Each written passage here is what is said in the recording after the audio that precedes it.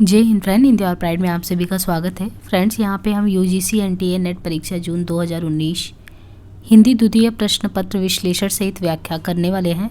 तो चलिए हम देखते हैं कि जो क्वेश्चन का है, उम्मीद है कि इससे प्रीवियस के जो सेट हैं वो आपने लगा लिए होंगे। तो देखिए यहाँ पे हम कंटिन्यूअस देखते हैं। निम्नलिखित उपन्यासों का प्रकाशन काल की दृष्टि से सही अनुक्रम क्या है? मानस का हंस, टेराकोटा, भूले बिसरे चित्र, गर्भराग। तो देखिए यहाँ पे जो हमें क्रम लगाना है, इसमें ये ध्यान रखना है कि दिए गए उपन्यासों का जो प्रकाशन कालक्रम की दृष्टि से सही करना है। तो गर्भराग जो है प्रकाशन वर्ष 1957, लेखक उपेंद्र नाथ, भूले बिसरे चित्र 1959, भगवती चरण वर्मा, टेराकोटा ये 1971 में है और लक्ष्मीकांत वर्मा, मानस का हंस 1972, अमृतलाल नागर। प्रकाशन वर्ष के अनुसार निम्नलिखित संस्मरण कृतियों का सही अनुक्रम क्या है? स्मृतिकण, लीक अलीक, वन तुलसी की गंध, हम हसमत। तो देखिए प्रकाशन वर्ष के अनुसार दी गई संस्मरण कृतियों का सही अनुक्रम लगाएं। तो स्मृतिकण, हम हसमत, लीक अलीक, वन तुलसी की गंध, द्रष्टव्य, यानी ये जो क्रमशः अगर देखें तो यहाँ पे जो क्रम से है, तो संस्मरण में स्मृतिकरण 1959 ईस्वी सेठ गोविंद दास, हम हसमत 1977 ईस्वी कृष्णा सोबती, लीक अलीक 1980 भारत भूषण अग्रवाल, वन तुलसी की गंध 1984 ईस्वी फणीश्वरनाथ रेणु। निम्नलिखित संस्थाओं को उनके प्रवर्तकों के साथ सुमिलित करना है। संस्थाएं और प्रवर्तक: ब्रह्म समाज, प्रार्थना समाज, थियोसॉफिकल सोसाइटी, सत्यशोधक समाज। तो देखिए यहाँ संस्थाओं में जो प्रवर्तक हैं उनके साथ सुमिलित करना है। तो कौन से प्रवर्तक जो है क्रम में देखें तो सही सुमेलन में ब्रह्म समाज जो है, ब्रह्म समाज 1828 राजा राम मोहन राय, प्रार्थना समाज 1867 ईस्वी महादेव गोविंद रनाडे, थियोसॉफिकल सोसाइटी 1875 ईस्वी Annie Besant madam Blavatsky, colonel Henry Olcott, Satyashodhak Samaj 1873 Mahatma Jyotiba Phule. इनके अलावा आर्य समाज 1872 दयानंद सरस्वती। निम्नलिखित में से किस कवि का संबंध नवगीत विधा से नहीं है? कुमार रविंद्र, वीरेंद्र मिश्र, गिरधर राठी, माहेश्वर तिवारी। तो निम्नलिखित में से किस कवि का संबंध जो है ये नवगीत विधा से नहीं है? तो ये है गिरधर राठी का। कुमार रविंद्र, वीरेंद्र मिश्र, माहेश्वर तिवारी, ये अगर देखें तो ये सभी जो हैं नवनीत विधा से जुड़े हुए हैं, लेकिन गिरधर राठी जो है ये नहीं जुड़े हुए हैं। तो यहाँ पे देखिए कवि गिरधर राठी का संबंध नवगीत विधा से नहीं है। हिंदी में नवगीत परंपरा का आरंभ राजेंद्र प्रताप सिंह द्वारा सन 1958 ईस्वी में संपादित गीतांगनी शीर्षक नवगीत संकलन से माना जाता है। नवगीत विधा के प्रमुख कवि वीरेंद्र मिश्र, कुमार रविंद्र, माहेश्वर तिवारी, डॉक्टर शंभुनाथ सिंह, उमाकांत मालवीय, रविंद्र भ्रमर, श्री कृष्ण तिवारी, रामनाथ अवस्थी आदि हैं। वीरेंद्र मिश्र की रचनाएं हैं गीतम, लेखनी बाला, अविराम चल मधुवंती। माहेश्वर तिवारी की रचना हर सिंगार कोई तो हो और शंभुनाथ सिंह का जहां दर्द नीला है आदि प्रमुख है। माई न होती, बाप न होता, कर्म न होता काया, हम नहीं होते, तुम नहीं होते, कौन कहाँ ते आया। चंद न होता, सूर न होता, पानी पवन पिलाया, सास न होता, वेद न होता, कर्म कहाँ ते आया। उपयुक्त काव्य पंक्तियाँ किस कवि की हैं? कबीर, रैदास, नामदेव, मलुकदास। तो इसमें देखिए प्रश्नोक्त जो पंक्तियाँ दी गई हैं, प्रश्नोक्त पंक्तियाँ नामदेव की हैं। नामदेव को विठोबा संत भी कहा जाता है। इन्होंने भक्ति के सगुण एवं निर्गुण दोनों मार्गों को अपनाया है। अब यहाँ पे देखिए शेष कवियों की प्रसिद्ध पंक्तियाँ वो दी गई हैं। जैसे कबीर का देखें तो माधो में कैसा अपराधी, तेरी भगति होत नहीं साधी। नामदेव, मन मेरी सुई तन मेरा धागा, खेचर जी के चरण पर नाम सिपी लागा। रैदास के द्वारा जब हम होते तब तू नहीं, अब तू है तो मैं नाही। मलुकदास के द्वारा है नाम हमारा खाके, हम खाकी बंदे, खाकी से पैदा किए अति गाफिल गंदे। जीवन मोह चाही कोनी को, दरस परस दिन रात ही करते हैं कान्हा प्यारे पी को। उपयुक्त पंक्तियों में शुक्ल ने किस भाव की अभिव्यक्ति मानी है? तो ये असूया भाव की है ना। देखिए प्रश्नोक्त पंक्ति में आचार्य रामचंद्र शुक्ल ने आशूया भाव की अभिव्यक्ति मानी है। निर्गुण भक्ति भाव सगुण भक्ति भाव से विपरीत धारा है। निर्गुण भक्ति भाव में ईश्वर की सत्ता को स्वीकार नहीं करते हैं। निर्गुण शाखा प्रमुख कवि हैं कबीर, रैदास, जम्बनाथ, लालदास, दादू दयाल। इनके अलावा सगुड़ शाखा के प्रमुख कवियों में कौन कौन है? तो सगुड़ शाखा के प्रमुख कवियों में है सूरदास, तुलसीदास, मीरा, नंददास, कृष्णदास, परमानंद दास, कुंभन दास। असूया भाव, इसमें दूसरे के गुण में दोष निकालने की प्रवृत्ति होती है। असूया भाव में दैहिक श्रृंगार, बाहरी साज सज्जा का स्वरूप जो मुख्य रूप से स्त्रियों में देखने को मिलता है।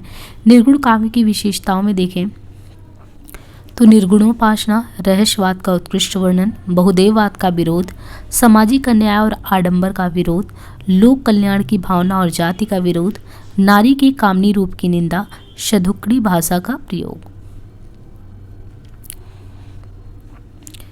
बैठे हुए सुखद आतप में मृग रोमंथन करते हैं, वन के जीव विवर से बाहर हो, विश्रब्ध विचरते। उपयुक्त पंक्तियों में से किसका वर्णन है? साकेत में चित्रकूट का, साध्यवीड़ा में वन प्रांतर का, रश्मिरथी में परशुराम आश्रम का, कामायनी में सारस्वत प्रदेश का।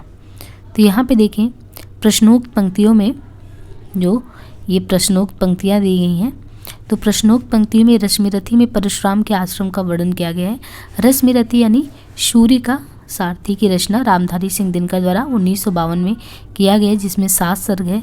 दिनकर को अधैर्य का कवि तथा डिप्टी राष्ट्रकवि भी कहते हैं। इनकी कृतियाँ रेणुका 1935, हुंकार 1939, शामधेनी 1947, कुरुक्षेत्र 1946, उर्वशी 1961, रश्मिरथी 1952, परशुराम की प्रतीक्षा 1963, इतिहास के आंसू 1951 आदि है।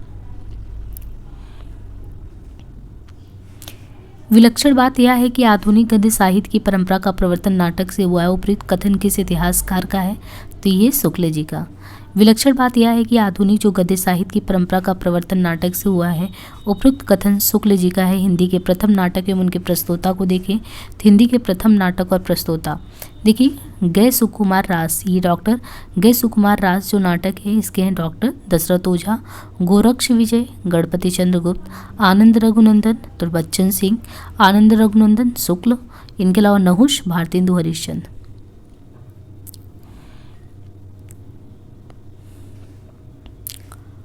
और अब तो हवा भी बुझ चुकी है और सारे इस कहार उतार लिए गए हैं जिनमें कल आदमी अकाल था। उपयुक्त पंक्तियाँ किस कवि की हैं? नागार्जुन, धूमिल, मुक्तिबोध, लीलाधर जुगड़ी। तो ये जो है पंक्तियाँ की और अब तो हवा भी बुझ चुकी है और सारे इस्ताहार उतार लिए गए हैं जिनमें कल आदमी अकाल था। ये पंक्तियाँ अगर देखें तो ये पंक्तियाँ हैं धूमिल जी की, है ना। तो प्रश्नोक्त पंक्तियाँ जो है प्रश्नोक्त पंक्तियाँ सुदामा पांडे धूमिल की है। सुदामा पांडे धूमिल ने अपनी कविता के द्वारा राजनीतिक, सामाजिक तथा आर्थिक विषमता पर तीव्र प्रहार किया है। धूमिल जन सरोकार के कुशल चुतेरे हैं। उनकी कविता हत्यारों के खिलाफ एक लड़ाई है। काव्य संग्रह संसद से सड़क तक 1972 ईस्वी में और कल सुनना मुझे, ये शेष साहित्यकारों की प्रसिद्ध पंक्तियाँ हैं। साहित्यकार और साथ में देखिए जैसे नागार्जुन है ना, तो कई दिनों तक चूल्हा रोया, चक्की रही उदास, कई दिनों तक कानी कुतिया सोई उनके पास। मुक्तिबोध के द्वारा है कि अब अभिव्यक्ति के सारे खतरे उठाने होंगे, तोड़ने होंगे मठ और गढ़ सभी। लीलाधर जुगड़ी का एक आदमी अभी मेरा एक शब्द लेकर मुझे टो हो गया है, उसके मुंह में वह शब्द अभी भी क्या है? गर्म होगा।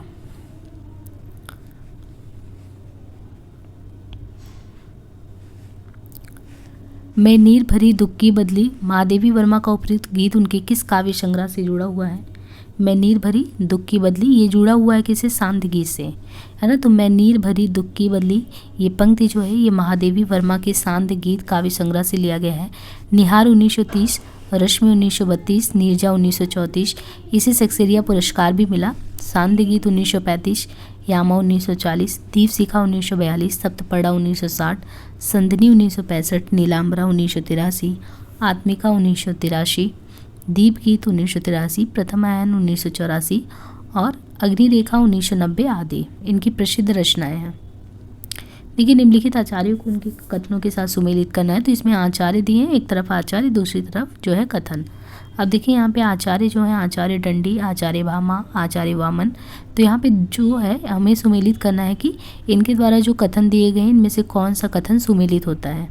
तो देखिए यहाँ पे जब हम क्रमशः कथन को सुमेलित करते हैं तो दंडी के द्वारा ही कहा गया है शरीर ताव दिष्ठार्थम व्यवच्छिन्ना पदावली, ये काव्यादर्श से लिया गया है।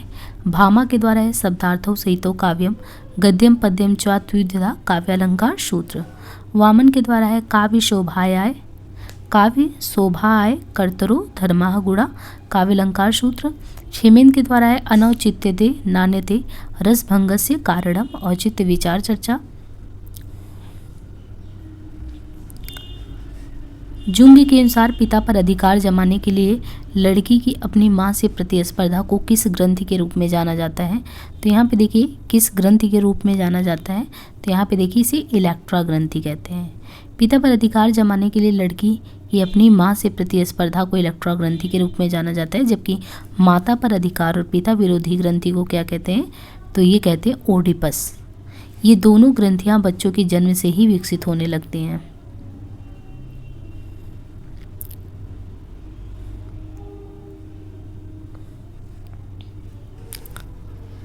तोरी मानिनी ते हियो फोरी मोहिनी मान, प्रेम देव की छवि ही लकी भय मिया रस खान।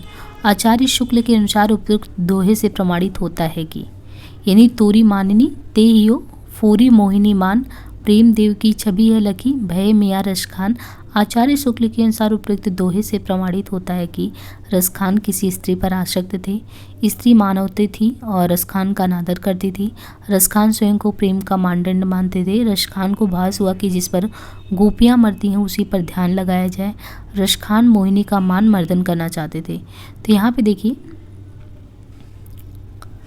आचार्य रामचंद्र शुक्ल के अनुसार उपयुक्त दोहे से ये प्रमाणित होता है कि रस खान किसी स्त्री पर आसक्त थे। स्त्री मानवती थी और रस खान का अनादर करती थी। रस खान को भास हुआ कि जिस पर गोपियां मरती हैं उसी पर ध्यान लगाया जाए। रस खान का पूरा नाम सैयद इब्राहिम था। रस खान कृष्ण भक्ति के लिए कविता सवैया पद्धति को अपनाने वाले प्रथम कवि भी थे। देखिए इनकी रचनाओं में है सुजान रस खान, दान लीला, अष्टयाम, प्रेमोअंटिका। तुलसीदास जी ने अपने रामचरितमानस में सर्वप्रथम रस खान जी को ही सुनाया था। मतलब तुलसीदास ने जो अपना रामचरितमानस था सबसे पहले किसको? तो रस खान को सुनाया था। हिंदी के निम्नलिखित लोकमंचीय रूपों को प्रचलन की प्रमुखता के आधार पर प्रांतों से सुमेलित करना है। तो सांग, विदेशिया, माच, ख्याल, और साथ ही साथ यहाँ दिया है मध्य प्रदेश, राजस्थान, हरियाणा, बिहार। तो इनको क्रमशः में सुमेलित करना है। तो यहाँ पे देखिए जो हिंदी के लोकमंचीय रूपों के प्रचलन में देखें तो सांग का है हरियाणा, विदेशिया का बिहार, माच मध्य प्रदेश, ख्याल राजस्थान। तो माच मालवा का प्रमुख लोक नाट्य रूप है। संस्कृत के शब्द मंच का ही भ्रंशित रूप है। इस लोक नाट्य की उत्पत्ति कहाँ से हुई है? हिंदी के निम्नलिखित लोकमंचीय रूपों को प्रचलन की प्रमुखता के आधार पर प्रांतों से सुमेलित कीजिए। सांग, विदेशिया, माच, ख्याल। तो देखिए यहाँ पे हमें क्रमशः जो सुमेलित करना है, तो यहाँ पे जो सांग है ये हरियाणा से संबंधित है, विदेशिया बिहार, माच मध्य प्रदेश से, ख्याल राजस्थान से। ख्याल जो है राजस्थान की प्राचीन प्रसिद्ध नाट्य शैली, इसमें नगाड़ों की प्रधानता रहती है। ये ख्याल खुले रंगमंच, मंदिर, चौपाल व चौराहों में देर रात से प्रातः काल तक खेले जाते हैं। ये था पृथ्वीराज का ख्याल, नरसिरी मोहरो, अमर सिंह राठौरारी। विदेशीय गीतों के रचयिता भिखारी ठाकुर थे। सांग हिंदी शब्द स्वांग का भ्रंश है। उत्तरी भारत में खासकर हरियाणा, उत्तर प्रदेश आदि राज्यों में प्रचलित सांग एक प्रकार की संगीत में नाटिका होती है जिसमें लोक गाथाओं को लोकगीत, संगीत व नृत्य आदि से नाट्यबद्ध किया जाता है। ये हिंदी के प्रधान आचार्यों में माने जाते हैं और इनका भाषा भूषण अलंकार ग्रंथ एक बहुत ही प्रचलित पाठ्य ग्रंथ रहा है। रामचंद्र शुक्ल ने उपयुक्त बात किस रीतकालीन कवि के विषय में कही है? तो ये कहा है महाराजा जसवंत सिंह के बारे में। देखिए आचार्य रामचंद्र शुक्ल ने उपयुक्त बात रीतिकालीन कवि महाराजा जसवंत सिंह के विषय में कही है। जसवंत सिंह मारवाड़ नरेश गजराज सिंह के द्वितीय पुत्र थे। भाषा भूषण ग्रंथ अलंकारों का पाठ्य ग्रंथ है। इनकी प्रमुख कृतियाँ सिद्धांत बोध, अनुभव प्रकाश, सिद्धांत सार, अपरोक्ष सिद्धांत, आनंद विलास, सिद्धांत बोध आदि है। मतिराम की रचनाओं में है फूल मंजरी, लक्षण श्रृंगार, साहित्य सार, रसराज, ललित ललाम, सत्सई अलंकार, पंचाशिका, वृत्त कौमुदी। निम्नलिखित में से कौन सा कवि कृष्ण भक्ति धारा के कवियों में शामिल नहीं है? तो नाभादास, नंददास, हरिदास, ध्रुवदास। तो ये है नाभादास।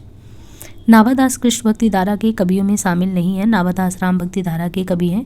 देखिए कृष्ण भक्ति काव्य धारा के कवि में नंददास, हरिदास, ध्रुवदास, सूरदास, कुंभनदास, परमानंददास, कृष्णदास, गोविंद स्वामी, चित स्वामी, चतुर्भुजदास, रसखान, मीरा रहीम आदि हैं। राम भक्ति काव्य धारा के कवियों में रामानंद, अग्रदास, तुलसीदास, रामादास, नरोत्तम, विष्णुदास, नरहरिदास, ईश्वरदास आदि आते हैं। देखिए जो अपभ्रंश के जो नमूने हमें पद्यों में मिलते हैं वे उस काव्य भाषा के जो पुरानेपन के कारण बोलने की भाषा से कुछ अलग बहुत दिनों तक आदिकाल के अंत क्या उसके कुछ पीछे तक पोथियों में चलती रही। उपयुक्त कथन किसका है? सांकृत्यायन शुक्ल द्विवेदी नामवर सिंह का। तो देखिए ये किसका है? देखिए प्रश्नोक्त कथन जो है शुक्ल का है। हिंदी साहित्य का इतिहास 1929 में आचार्य शुक्ल द्वारा हिंदी शब्द सागर की भूमिका में प्रकाशित हुआ। शुक्ल जी का इतिहास विधेयवादी पद्धति पर लिखा गया। अपभ्रंश को आचार्य शुक्ल ने प्राकृताभास कहा है। शुक्ल ने हिंदी साहित्य के 900 वर्षों के इतिहास को निम्नलिखित 4 कालखंडों में विभक्त किया है, जिनमें देखें तो वीर गाथा काल 1050 से 1375, भक्ति काल 1375 से 1700, रीतिकाल 1700 से 19, गद्य काल 1900 से 1984। निम्नलिखित रचनाओं को उनके रचनाकारों के साथ सुमेलित करना है। प्राकृत प्रकाश, शावकाचार, प्रबंध चिंतामणि, कुमारपाल प्रतिरोध।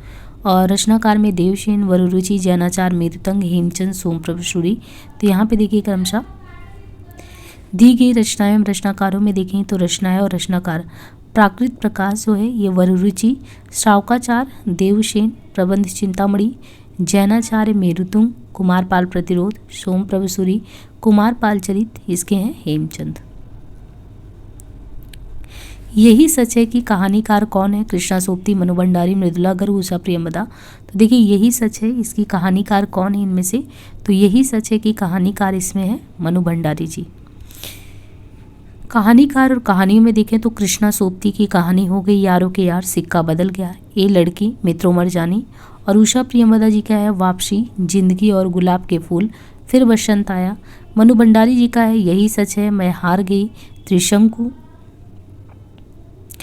मृदुला गर्ग का है, मृदुला गर्ग का कितनी कैदे, टुकड़ा टुकड़ा आदमी, समागम। चित्रा मुद्गल का है जरा ठहरा हुआ, लक्षागृह, अपनी वापसी, जगदम्बा बाबू गांव आ रहे हैं। ममता कालिया का है छुटकारा, सीट नंबर, बोलने वाली औरत और मुखौटा। निम्नलिखित ग्रंथों को उनके रचयिताओं के साथ सुमेलित कीजिए। सूची 1 को 2 ग्रंथ और रचनाकार Periplus, the sacred would, poetics, Biographia Literaria. तो देखिए यहाँ पे क्रमशः दिया है जो ग्रंथ। पेरिप्लस जो है इनके रचनाकार है लॉन्जाइनस, द सेक्रेड वुड के हैं टी.एस. एलियट, पोएटिक्स के हैं अरस्तु और बायोग्राफिया लिटरेरिया के हैं कॉलरिज, लिरिकल बैलेट्स के हैं विलियम वर्ड्सवर्थ। हिंसा नल से शांत नहीं होता हिंसा नल। उपयुक्त ध्येय वाक्य का संबंध किस काव्य रचना से है? कुरुक्षेत्र, उन्मुक्त, जयद्रथ व अशोक की चिंता। तो ये है उन्मुक्त से। हिंसा नल से शांत नहीं होता हिंसा नल, हिंसा नल से शांत नहीं होता हिंसा नल। उपयुक्त ध्येय वाक्य उन्मुक्त से अतिरिक्त जो सिया राम शरण गुप्त द्वारा रचित है। रामधारी सिंह दिनकर को ओज और पौरुष का कवि कहा जाता है। इनको अधैर्य का कवि, डिप्टीराज कवि भी कहते हैं। प्रणभंग, रेणुका और हुंकार, सामधेनी, कुरुक्षेत्र, उर्वशी, मिट्टी की ओर, अर्धनारीश्वर, रेती के फूल, संस्कृति के 4 अध्याय आदि। मैथिली शरणगुप्त को हरिगीत का छंद का बादशाह नाम से भी जाना जाता है। इनकी प्रमुख कृतियों में देखें तो प्रमुख कृतियों में कौन सा है? जैसे रंग में भंग, भारत भारती, साकेत, यशोधरा, जयद्रथवत, झंकार, अनग, जय भारत, विष्णुप्रिया, जय शंकर प्रसाद झारखंडी उपनाम से प्रसिद्ध हैं। इनकी प्रमुख कृतियों में प्रेमपति, कानन कुसुम, प्रथम प्रभात, महाराणा का महत्व। काव्य भाषा के संदर्भ में निम्नलिखित में से कौन सी मान्यता वर्ड्सवर्थ की नहीं है? काव्य में ग्रामीणों की दैनिक बोलचाल की भाषा प्रयुक्त हो, भाषा में मिथक और बिंबों का प्रयोग होना चाहिए, भाषा में कृत्रिमता और आडंबरवाद के कवियों की देन है, गद्य और काव्य की भाषा में कोई तात्विक भेद नहीं है। देखिए इसमें काव्य भाषा के संदर्भ में कह रहा है कि निम्नलिखित में से कौन सी मान्यता जो है वर्ड्सवर्थ की नहीं है। तो इसमें देखिए ये भाषा में मिथक और बिंबों का प्रयोग होना चाहिए, ये जो है वर्ड्सवर्थ का नहीं है। भाषा में मिथक और बिंबों का प्रयोग होना चाहिए, काव्य भाषा के संदर्भ में यह मान्यता वर्ड्सवर्थ की नहीं है। विलियम वर्ड्सवर्थ का जन्म 1770 ईस्वी में इंग्लैंड में हुआ। इनका प्रथम काव्य संग्रह था an evening walk and descriptive sketches, सन 1793 ईस्वी में प्रकाशित हुआ। वर्ड्सवर्थ के अनुसार कविता प्रबल भाव का सहज उच्छलन है। वर्ड्सवर्थ ने काव्य भाषा के संबंध में 3 मान्यताएं प्रस्तुत की हैं, जिनमें है काव्य में ग्रामीणों की दैनिक बोलचाल की भाषा का प्रयोग होना चाहिए, काव्य और गद्य की भाषा में कोई तात्विक भेद नहीं है, प्राचीन कवियों का भाव उत्पाद जितना सहज था उनकी भाषा उतनी ही सरल थी, भाषा में कृत्रिमता और आडंबरवाद के कवियों की देन है। कहानी इतिवृत्त ही तो है, यानी उसमें स्थिति से स्थानांतर अर्थात जीवन गति होनी चाहिए, काल का कुछ स्पंदन, कुछ तनाव अनुभव हो, वही तो कहानी का रस है। कहानी के विषय में उपयुक्त जो विचार हैं ये किस लेखक के हैं? जैनेन्द्र कुमार, यशपाल, राजेंद्र यादव, इलाचंद जोशी। तो ये जो कहानी के विषय में विचार हैं वो किस लेखक के हैं? ये विचार दिए गए ना, ये जैनेन्द्र कुमार के हैं। देखिए, कहानी के विषय में उपयुक्त जो विचार है, ये कहानी इतिवृत्त का रस है, लेखक जैनेन्द्र कुमार के। निम्नलिखित लेखकों की रचनाओं में देखिए तो जैनेन्द्र कुमार, इनके द्वारा कौन सी रचनाएं हैं? तो जैनेन्द्र कुमार का है फांसी, वातायन, दो चिड़िया, पाजेब आदि। राजेंद्र यादव का है देवताओं की मूर्तियाँ, खेल खिलौने, जहाँ लक्ष्मी कैद है, अभिमन्यु की हत्या, छोटे छोटे ताजमहल आदि। और यशपाल का है पिंजरे की उड़ान, ज्ञानदान, अभिशप, तर का तूफान, ओ दुनिया, फूलों का कुर्ता आदि। और इलाचंद जोशी का है धूप, रेखा, दिवाली और होली, आहुति, खंडहर की आत्माएं आदि। महावीर प्रसाद द्विवेदी की निम्नलिखित रचनाओं में से आलोचना विधा की रचनाएं कौन कौन सी हैं? कालिदास की निरंकुशता, कविता कलाप। तो यह देखिए, यानी क्रमशः यहाँ पे देखिए तो द्विवेदी युग के जो प्रवर्तक महावीर प्रसाद द्विवेदी की आलोचना विधा की रचनाएं कालिदास की निरंकुशता, कालिदास और उनकी कविता है। इन्होंने सरस्वती पत्रिका 1908 में कवियों की उर्मिला विषयक उदासीनता नामक लेख लिखा। द्विवेदी जी ने 1903 ईस्वी से 1920 ईस्वी तक सरस्वती पत्रिका का संपादन भी किया था। अभिनव गुप्त के अनुसार मानव मन में वासना रूप में वो स्थित अस्थायी भाव का साधारणीकरण होता है।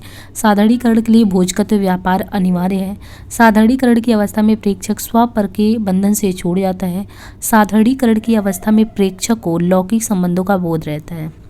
तो यहाँ पे देखिए, नीचे दिए गए जो विकल्पों में हमको सही उत्तर का चयन करना है। तो अभिनव गुप्त के अनुसार जो सही है, मानव मन में वासना रूप में स्थित अस्थायी भाव का साधारणीकरण होता है।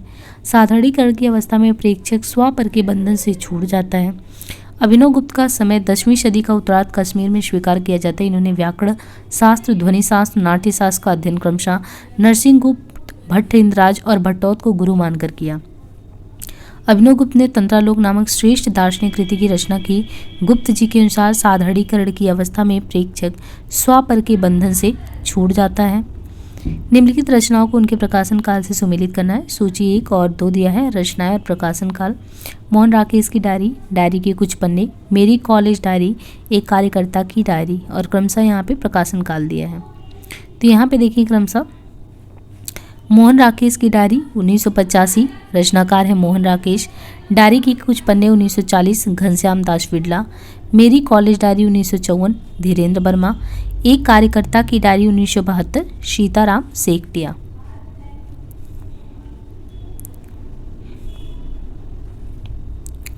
जन्मना कवि, प्रकृतिया घुमक्कड़ और विचारता मूलतः मार्क्सवादी।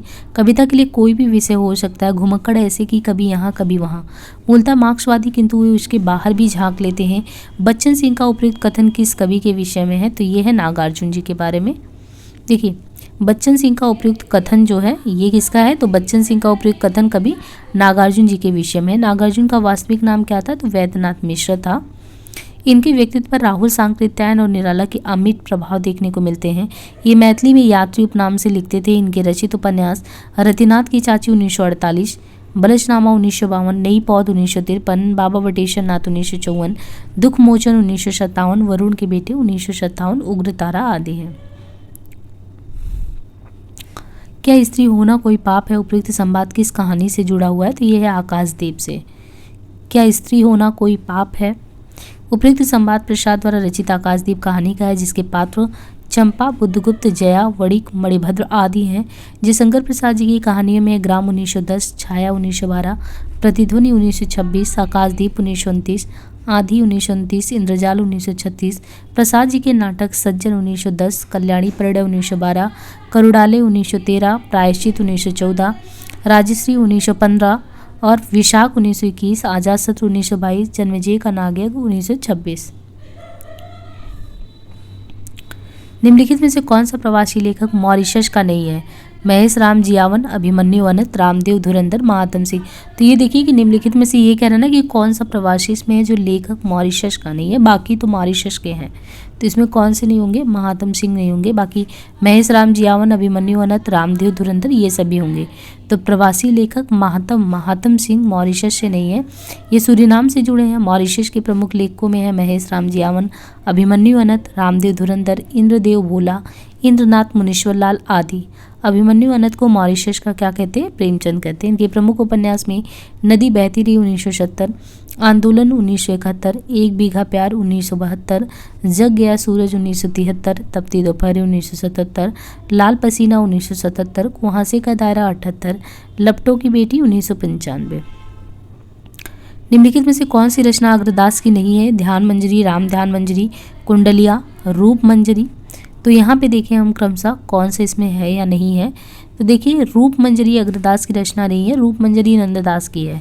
नंददास की कृतियों में रास पंचाध्यायी, सिद्धांत पंचाध्यायी, मान मंजरी, विरह मंजरी, अनेकार्थ मंजरी, दान लीला, मान लीला, ज्ञान मंजरी, श्याम सगाई, भंवर गीत, सुदामा चरित, रस मंजरी आदि है। इनके विषय में यह उक्ति प्रसिद्ध है, और कभी गढ़िया नंददास जड़िया, जबकि ध्यान मंजरी, कुंडलिया, राम ध्यान मंजरी अग्रदास की रचना है। रस की प्रस्तुति के लिए तद्रूपता अनुसंधान शब्द का प्रयोग किस आचार्य ने किया। रस की प्रस्तुति के लिए तद्रूपता अनुसंधान शब्द का प्रयोग किस आचार्य ने किया, तो भट्ट लोलट ने। उत्पत्तिवाद के प्रवर्तक भट्ट लोलट ने रस की प्रस्तुति के लिए तदुपरांत शब्द का प्रयोग किया। इनका रस सिद्धांत मीमांसा दर्शन पर आधारित है। इनके अनुसार रस की अवस्थिति मूलतः अनुकार्य अर्थात ऐतिहासिक पात्र राम आदि में होती है तथा गौड़ रूप में अनुकर्ता में ही भी होती है। निम्नलिखित रस सूत्र और उनके व्याख्याकार देखें तो उत्पत्तिवाद भट्ट लोलट, अनुमितिवाद शंकुक, भुक्तिवाद भट्ट नायक, अभिव्यंजनावाद के अभिनव गुप्त। तुलसी की विलक्षण प्रतिभा इस बात में है कि उन्होंने भक्त और रचनाकार की भूमिकाओं का एक साथ सफल निर्वाह किया। भक्त मूलतः दैवी शक्ति के किसी स्वरूप में आस्था रखता है, जबकि रचनाकार अपनी आस्तिकता नास्तिकता के बाद एक मूलतः यही क्या कि धर्मनिरपेक्ष कर्म में प्रवृत्त होता है। तो तुलसीदास के विषय में उपयुक्त कथन जो है किस साहित्यकार का है, रामस्वरूप चतुर्वेदी, रामशंकर शुक्ल रसाल, गणपति चंद्रगुप्त, हजारी प्रसाद द्विवेदी। तो देखिए ये जो कथन है कि तुलसीदास के विषय में उपयुक्त कथन रामस्वरूप चतुर्वेदी का है। तुलसीदास ने रामचरितमानस की रचना सन 1631 ईस्वी में किया, जिसमें 2 वर्ष 7 माह 26 दिन का समय लगा। इस काव्य को लोकमंगल की साधनावस्था का नाम भी दिया गया। 7 कांड है, बालकांड, अयोध्या कांड, अरण्य कांड, किष्किंधा कांड, सुंदर कांड, लंका कांड, उत्तरकांड। अयोध्या कांड मानस का हृदय स्थल है। तुलसीदास की प्रमाणिक रचनाएं गीतावली, दोहावली, कृष्ण गीतावली, रामचरित, रामलला, नेचु, बेन पत्रिका, जानकी मंगल, पार्वती मंगल, कृष्ण गीतावली, कवितावली, वैराग्य संदीपनी, बरवे रामायण, रामाज्ञा पृष्ठ, हनुमान बाहुक, ये सभी हैं। किसी बात का टोटा होने पर उसे पूरा करने की इच्छा होती है, दुख होने पर उसे मिटाना चाहते हैं। ये स्वभाव किस चीज का है, तो ये है कछुआ धर्म चंद्र शर्मा गुलेरी का। उपयुक्त कथन गुलेरी द्वारा रचित कछुआ धर्म निबंध से उद्धृत है। भावात्मक निबंध कार गुलेरी जी ने कछुआ धर्म और मॉरिशी मोही कोठाओ शीर्षक से निबंध शुरू किया। कुबेर नाथ जी के महत्वपूर्ण निबंध में देखें तो प्रिया नीलकंठी 1968 ईस्वी, रस आकेटक 1970 ईस्वी, विषाद योग 1973 ईस्वी, निषाद बांसुरी 1974 ईस्वी, कामधेनु 1980 ईस्वी। गुलाब राय जी के महत्वपूर्ण निबंध में ठलुआ कलब, मेरी असफलताएं, कुछ उतले कुछ गहरे तथा रघुवीर सहाय जी का महत्वपूर्ण निबंध ताज भी है। निम्नलिखित में से किस आलोचक का संबंध मार्क्सवाद से जुड़ा हुआ है, तो ये है मार्क्सवाद से शिवदान सिंह चौहान का। हिंदी के प्रथम मार्क्सवादी आलोचक कौन है, तो हिंदी के प्रथम मार्क्सवादी आलोचक शिवदान सिंह चौहान है। इनके द्वारा रचित भारत में प्रगतिशील साहित्य की आवश्यकताएं 1937 शीर्षक निबंध को प्रथम मार्क्सवादी समीक्षा स्वीकार किया जाता है। इनकी प्रमुख रचनाओं में प्रगतिवाद 1946, साहित्य की परख 1946, हिंदी साहित्य के 80 वर्ष 1954, साहित्य अनुशीलन 1955, आलोचना के मान 1958, साहित्य की समस्याएं 1958, नई कविता का आत्मसंघर्ष 1964 आदि है। नंद दुलारे वाजपेयी शुक्लोत्तर युग के तथा रामस्वरूप चतुर्वेदी नई समीक्षा युग के आलोचक हैं। हिंदी रंगमंच को हिंदी भाषी प्रदेश की सांस्कृतिक पूर्तियां और आकांक्षाओं का प्रतिनिधित्व करना होगा। रंग और राशियों के हमारे विवेक को व्यक्त करना होगा। उपयुक्त कथन निम्नलिखित में से किस नाटक की भूमिका से जुड़ा हुआ है? तो ये है आषाढ़ का एक दिन से। उपयुक्त कथन आषाढ़ के एक दिन नाटक की भूमिका से जुड़ा है। निम्नलिखित रचनाओं के रचनाकार कौन से हैं? तो यहाँ पे देखिए रचना नाटक दिया है, जैसे आगरा बाजार, तो ये हबीब तनवीर का है। एक और द्रोणाचार्य, शंकर शेष, आषाढ़ का एक दिन, मोहन राकेश, चंद्रगुप्त प्रसाद का। तौलिया मूलतः किस भाषा का शब्द है? उर्दू, पुर्तगाली, हिंदी, तुर्की। तो यहाँ पे देखिए क्रमशः जो तौलिया है, तौलिया मूलतः है, तौलिया जो है मूलतः पुर्तगाली भाषा का शब्द है। अन्य पुर्तगाली शब्द में जैसे बाल्टी, तंबाकू, मेज, गमला, काजू, चाबी, परात, पिस्तौल। अन्य भाषा के कुछ महत्वपूर्ण में जैसे अरबी में देखें तो अमीर को अरबी, अजायब ये भी अरबी है, कबीर भी अरबी है, औरत, औसत, आदमी, इस्तीफा, किताब, कुर्सी, ये सभी। और फारसी में जैसे हिंदी कबूतर, किशमिश, हमारा, गुलाब, जिंदगी, चश्मा, ये सभी। तुर्की शब्द में है कैंची, दरोगा, तोप। उर्दू कुर्ता, बारूद, मुगल। और जापानी शब्द में है रिक्शा, चाय, लीची, ये सभी। निम्नलिखित में से कौन कौन सी रचनाएं भारतीय प्रशासन व्यवस्था पर सटीक व्यंग करती हैं? भोलानाथ का जीव, जामुन का पेड़, सिक्का बदल गया या पिता। तो यहाँ पे देखिए क्रमशः अगर देखें तो एक तो भोलानाथ का जीव, दूसरा जामुन का पेड़। ये दोनों ही जो रचनाएं हैं भारतीय प्रशासन व्यवस्था पर सटीक व्यंग करने वाली रचनाएं हैं। भोला राम का जीव हरिशंकर परशाई का, जामुन का पेड़ ये कृष्णचंद्र का है, सिक्का बदल गया कृष्णा सोबती की तथा पिता ज्ञान रंजन की कहानी है। हरिशंकर परशाई के व्यंग्यात्मक निबंध में पगडंडियों का जमाना 1966 ईस्वी, जैसे उनके दिन फिरे 1963, सदाचार की ताबीज 1967, विकलांग श्रद्धा का दौर 1980 और भूत के पांव पीछे 1982, सुनो भाई साधु 1983, तुलसीदास चंदन घिसे 1986।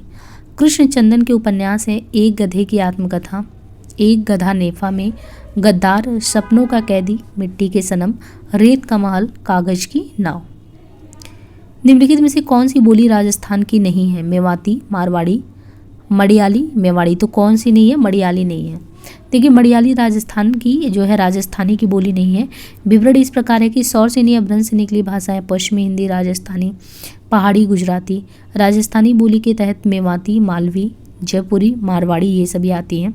पश्चिमी हिंदी में जो कौन सी बोलियां आती हैं? तो कौरवी यानी खड़ी बोली, ब्रजभाषा, हरियाणवी, बांगरू, बुंदेली, कनौजी। आनंदवर्धन ने किसे ध्वनि की आत्मा माना है? वस्तु ध्वनि, रस ध्वनि, अलंकार ध्वनि, गुणाउचित। तो आनंदवर्धन ने किसे माना है? तो यहाँ पे देखिए आनंदवर्धन ने रस ध्वनि को, आनंदवर्धन ने रस ध्वनि जो है, तो आनंदवर्धन ने रस ध्वनि को ध्वनि की आत्मा माना है। आनंदवर्धन 9वीं सदी का उत्तरार्ध को ध्वनि संप्रदाय का प्रवर्तक मानते हैं। इन्होंने ध्वन्यालोक नामक ग्रंथ की रचना की है। ध्वनि को इन्होंने काव्य की आत्मा माना है। कुछ अन्य ज्ञातव्य जैसे अलंकार में भामा, रीति, वामन, रस, तो भरत मुनि, औचित्य, क्षेमेंद्र। मर्यादा मत तोड़ो, तोड़ी हुई मर्यादा, कुचले हुए अजगर सी, कुंजालिका में कौरवंश को लपेटकर सूखी लकड़ी सा तोड़ डालेगी। अंधा युग का उपयुक्त संवाद किसका है? भीष्म, कृष्ण, द्रोणाचार्य, विदुर। तो देखिए मर्यादा मत तोड़ो, तोड़ी हुई मर्यादा, इस तरीके से। तो ये जो संवाद हमें देखने को यहाँ पे मिल रहा है ये विदुर के द्वारा है। उपयुक्त संवाद जो है ये अंधा युग 1955 ईस्वी के प्रमुख पात्र विदुर का है। यह एक गीत नाट्य है। इसके रचयिता धर्मवीर भारती हैं। इसका कथानक महाभारत युद्ध के अंतिम दिन पर आधारित है। इसमें युद्ध और उसके बाद की समस्याएं और मानवीय महत्वाकांक्षाओं को प्रस्तुत किया गया है। धर्म भारती कृत प्रमुख नाटक ठेले पर हिमालय 1958 ईस्वी, पश्यंती 1969, कहनी अनकहनी 1976, कुछ चेहरे कुछ चिंतन 1995, शब्दिता 1977, मानव मूल्य और साहित्य 1960 ईस्वी। पुनर्जागरण का भारतीय साहित्य में पहला प्रतिफलन माइकल मधुसूदन दत्त के बांग्ला काव्य मेघनाथ वध 1861 को माना गया। उपयुक्त कथन किस आलोचक का है? शुक्ल का, वर्मा का, हरिप्रसाद द्विवेदी का, रामस्वरूप चतुर्वेदी का। तो पुनर्जागरण का भारतीय जो साहित्य में पहला प्रतिफलन माइकल मधुसूदन दत्त के बांग्ला काव्य मेघनाथ वध को माना गया। तो ये इसमें सही कौन सा होगा आलोचक का कथन? रामस्वरूप चतुर्वेदी का। यानी हिंदी साहित्य और संवेदना का जो विकास है, पुस्तक के लेखक कौन है? रामस्वरूप चतुर्वेदी। रामस्वरूप चतुर्वेदी जी की महत्वपूर्ण रचनाओं में हिंदी नवलेखन 1960, भाषा और संवेदना 1964, अज्ञेय और आधुनिक रचना की समस्या 1968, हिंदी साहित्य की आधुनातन प्रवृत्तियां 1969। रामचंद्र शुक्ल की आलोचनात्मक कृतियों में गोस्वामी तुलसीदास 1923, जायसी ग्रंथावली 1924, भ्रमर गीत सार 1925, रस मीमांसा 1949। हजारी प्रसाद द्विवेदी जी के आलोचनात्मक रचनाओं में सूर साहित्य 1930, हिंदी साहित्य की भूमिका 1940, कबीर 1941, कालिदास की लालित योजना 1965। निम्नलिखित में से नुक्कड़ नाटक के विषय में क्या सही नहीं है? नुक्कड़ नाटक के बारे में कौन सा सही नहीं है? राजनीतिक प्रतिबद्धता, कला के लिए कला, जीवन के लिए कला, व्यक्ति के नाट्य सिद्धांत। तो देखिए यहाँ पे जो दिया गया है कला के लिए कला, कला के लिए कला नुक्कड़ नाटक के विषय में सही नहीं है। नुक्कड़ नाटक एक ऐसी नाट्य विधा है जो परंपरागत रंगमंचीय नाटकों से अलग है। यह रंगमंच पर नहीं खेला जाता तथा आमतौर पर इसकी रचना किसी एक लेखक द्वारा नहीं की जाती, बल्कि सामाजिक परिस्थितियों और संदर्भों से उपजे विषयों को उनके द्वारा उठा लिया जाता है। भारत में लोकप्रिय बनाने का श्रेय इसको सफदर हाशमी को जाता है। रामचंद्र शुक्ल के अनुसार रहीम के बारे में कौन सी बातें सही हैं? संस्कृत, अरबी और फारसी के पूर्ण विद्वान थे। हिंदी काव्य के उतने मर्मज्ञ कवि नहीं थे जितने फारसी के। उनकी दानशीलता हृदय की सच्ची प्रेरणा के रूप में थी। उनकी सभा विद्वानों और कवियों से सदा भरी रहती थी। जब इनसे कोई कुछ मांगने आता तब भी उन्हें अपनी दरिद्रता का अनुभव नहीं होता था। तो यहाँ पे देखिए क्रमशः शुक्ल के अनुसार रहीम के बारे में निम्न बातें सही हैं। संस्कृत, अरबी और फारसी के पूर्ण विद्वान थे। उनकी दानशीलता हृदय की सच्ची प्रेरणा के रूप में थी। उनकी सभा विद्वान और कवियों से सदा भरी रहती थी। रहीम की रचनाओं में देखें तो बरवे नायिका भेद, अवधी भाषा, रास पंचाध्यायी, श्रृंगार शोरठा, मदनाष्टक, 8 छंदों की एक स्वतंत्र रचना, खेट कौतुकम ज्योतिष ग्रंथ है। सुजान की उपेक्षा से विराग उत्पन्न होने के बाद रीतकालीन कवि घनानंद वृंदावन जाकर किस संप्रदाय के वैष्णव हो गए थे? तो ये हो गए थे निम्बार्क संप्रदाय के। देखिए घनानंद रीति मुक्त धारा के श्रृंगारी कवि हैं और ये दिल्ली के मुगल बादशाह मोहम्मद शाह रंगीले के मीर मुंशी हुआ करते थे। दिल्ली से जब इनको निकाल दिया गया तो दिल्ली से निकाले जाने के बाद ये वृंदावन आकर निम्बार्क संप्रदाय में दीक्षित हो गए। आचार्य शुक्ल ने घनानंद को साक्षात रसमूर्ति कहा। इनकी प्रमुख रचनाएं सुजान सागर, विरह लीला, कोकसार, रसकेली वल्ली, कृपाकंद, इस्कलता आदि हैं। रचनाएं और रचनाकार में काव्य प्रकाश, रसराज, रसविलास, रस सारांश। तो इन्हें हमें सुमेलित करना है देव, भिखारीदास, रसलीन, चिंतामणि, मतिराम से। तो यहाँ पे देखिए क्रमशः जो हमें सुमेलित करना है तो रचना एवं रचनाकारों के सही सुमेलन में काव्य प्रकाश तो चिंतामणि, रसराज का मतिराम, रसविलास तो ये हो गए देव, रस सारांश भिखारीदास, रस प्रबोध रसलीन। सखी पिया को जो मैं न देखूं तो कैसो काटूं अंधेरी रतिया। उपयुक्त काव्य पंक्तियां किस कवि की हैं? तो ये है अमीर खुसरो की। प्रश्नोक्त पंक्तियां खड़ी बोली के प्रथम प्रयोक्ता कौन है? आदिकालीन कवि अमीर खुसरो की है।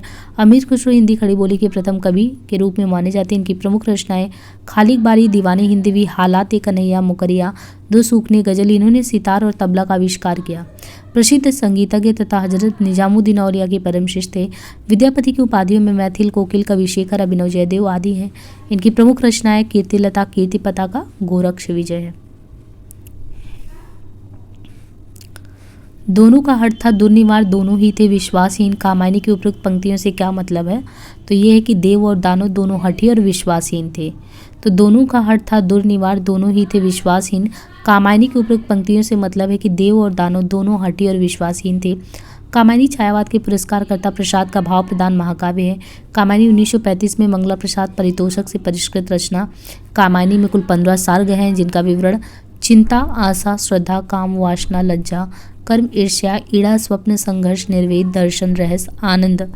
देखिए आचार्य शांतिप्रिय द्विवेदी ने कामायनी को क्या कहा है? छायावाद का उपनिषद कहा है। इश्क भरा है देख ले और जगत से दूर, एक अचंबा हमने देखा देहरी का नाशूर। ये जो खुसरो के द्वारा पहेली है, इस पहेली का क्या मतलब है? सन्यासी, खंडहर, कुआं, प्रेमी का हृदय। तो ये होगा कुआं।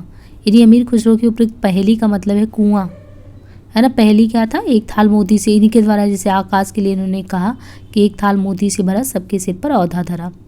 या एक नर ने अचरज किया, सांप मरी पिछड़े में दिया। या अरथ थी इसके बूझेगा, मुंह देखो तो सूझेगा। इनके द्वारा रचित ग्रंथ में खालिक बारी, पहेलियाँ, मुकरियाँ, दो सूखने गजल ये सभी भी आते हैं। आचार्य भरत ने काव्य दोषों की संख्या कितनी मानी है? तो इसमें हमें ये देखना कि आचार्य भरत ने काव्य दोषों की संख्या जो है वो कितनी मानी? 8, 5, 9, 10 इनमें से कितनी मानी है? तो ये है 10। भरत मुनि के अनुसार 10 काव्य दोष हैं जो इस प्रकार हैं: गुणार्थ, अर्थांतर, अर्थहीन, भिन्नार्थ, एकार्थ, अभिलुप्तार्थ, न्यायच्छेद, विषय, विसंधि, शब्दच्युति मम्मट ने कुल 3 प्रकार के काव्य दोष माने, जिनमें है शब्दकोश, अर्थदोष और रसदोष। भाभा ने कुल कितने माने हैं? तो भाभा ने 3 प्रकार के काव्य दोष माने, जिनमें सामान्य है, वाणी दोष है और अन्य दोष है। जन्म काल के अनुसार निम्नलिखित रचनाकारों का सही अनुक्रम क्या है? जायसी, सूरदास, तुलसी, रहीम। तो इनमें देखिए क्रमशः अगर देखें, इन्हें हम क्रम से लगाएं तो पहले सूरदास, जायसी, तुलसी, ये रहीम। तो इनका जो है जन्म के अकॉर्डिंग हमें लगाना है ना, तो क्रम से सूरदास का 1478, मलिक मोहम्मद जायसी का 1492, गोस्वामी तुलसीदास का 1532, रहीम दास का 1556 ईस्वी। तुम कनक किरण के अंतराल में लुक छिप कर चलते हो क्यों, हे लाज भरे सौंदर्य बता दो, मौन बने रहते हो क्यों। उपयुक्त की पंक्तियां जो है ये प्रसाद की किस रचना से जुड़ी हैं? चंद्रगुप्त मौर्य, कामायनी, प्रलय की छाया, स्कंदगुप्त। तो यहाँ पे देखिए प्रश्नोक्त जो पंक्तियां हैं प्रसाद के नाटक चंद्रगुप्त से जुड़े हुए हैं। और प्रसाद के काव्य संग्रह प्रेम पथिक 1909, ब्रज भाषा में लिखित इंदु पत्रिका में प्रकाशित, चित्राधार 1918, झरना 1918 जो कि छायावाद का प्रथम काव्य संग्रह है, कानन कुसुम 1910, खड़ी बोली की कविताओं का संग्रह आशु 1925, एक श्रेष्ठ गीति काव्य, महाराणा का महत्व 1928 हिंदू में प्रकाशित, लहर 1933, मुक्तक रचनाओं का संग्रह, कामायनी 1935 महाकाव्य। कामायनी के देखिए प्रमुख पात्रों में मनु, श्रद्धा, ईड़ा जो क्रमशः मनु मन के, और जो श्रद्धा है वो हृदय के, और ईड़ा जो है वो बुद्धि के प्रतीक है। हजारी प्रसाद द्विवेदी के निम्नलिखित उपन्यासों को कथा स्रोत की दृष्टि से उनके समय से सुमेलित करना है। उपन्यास में है अनाम दास का पोथा, पुनर्नवा, पाड़भट्ट की आत्मकथा, चारुचंद्र लेख, और समय है 6ठी 7वीं शताब्दी, उपनिषदि काल, 12वीं 13वीं शताब्दी, 4ठी शताब्दी, 1ली 2री शताब्दी। तो यहाँ पे हमें देखना है, क्रम से मिलाना है। आचार्य हजारी प्रसाद द्विवेदी जो कि एक ऐतिहासिक उपन्यासकार के रूप में प्रसिद्ध हैं, उनके उपन्यासों का कथा स्रोत की दृष्टि से देखें तो बाणभट्ट की आत्मकथा 1946, 6ठी या 7वीं शताब्दी, चारुचंद्र लेख 1963, 12वीं या 13वीं सदी, पुनर्नवा 1973, 4ठी शताब्दी, अनाम दास का पोथा 1976, औपनिषदि काल। जैसे पुराना चावल ही बड़े आदमियों के खाने योग्य समझा जाता है, वैसे ही अपने समय से कुछ पुरानी पड़ी हुई परंपरा के गौरव से युक्त भाषा ही पुस्तक रचने वालों के व्यवहार योग्य समझी जाती थी। शुक्ल के उपयुक्त कथन के बारे में देखें तो हिंदी साहित्य का इतिहास के आदिकाल के ये किस प्रकरण में है? तो ये है प्रकरण 4 में। देखिए शुक्ल का जो है ये उपयुक्त कथन जो है हिंदी साहित्य का इतिहास के आदिकाल प्रकरण 4 में है। निम्नलिखित में से कौन कौन से कवि उत्तर छायावाद से जुड़े हैं? रामनरेश त्रिपाठी, बालकृष्ण शर्मा नवीन, रामेश्वर शुक्लांचल, भारत भूषण अग्रवाल। तो यहाँ पे देखिए निम्नलिखित में से सही क्रम को अगर हमें चुनना है यहाँ पे तो रामेश्वर शुक्लांचल, बालकृष्ण शर्मा नवीन उत्तर छायावाद से जुड़े हैं, जबकि रामनरेश त्रिपाठी द्विवेदी मंडल के बाहर व दूसरे स्वच्छंदतावादी कवि हैं तथा भारत भूषण अग्रवाल प्रयोगवादी कवि हैं।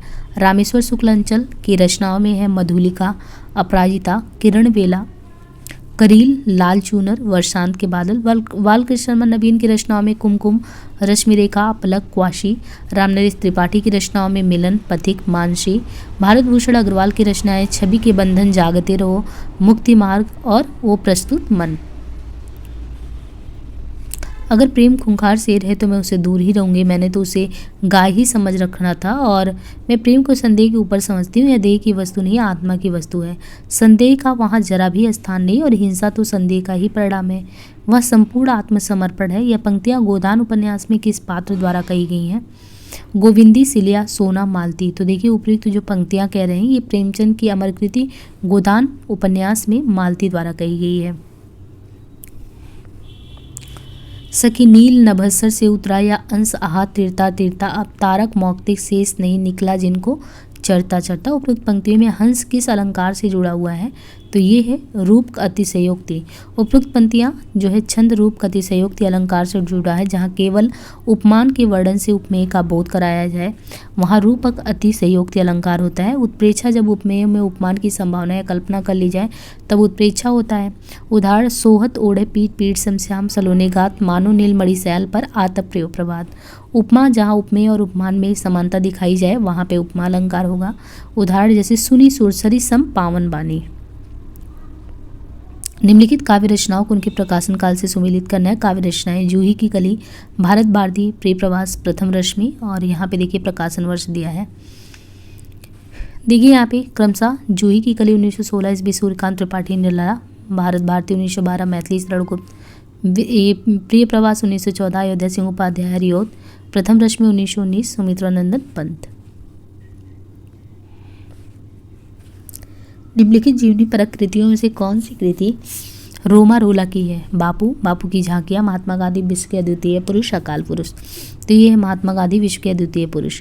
महात्मा गांधी विश्व के जो कि अद्वितीय पुरुष जीवनी परक कृति रोमा रोला की है, जबकि बापू की झांकियाँ काका कालेलकर, बापू 1940, घनश्याम दास बिरला तथा अकाल पुरुष गांधी जैनेन द्वारा रचित जीवनी परक कृति है। यदि प्रबंध काव्य एक विस्तृत वनस्थली है तो मुक्तक एक चुना हुआ गुलदस्ता है।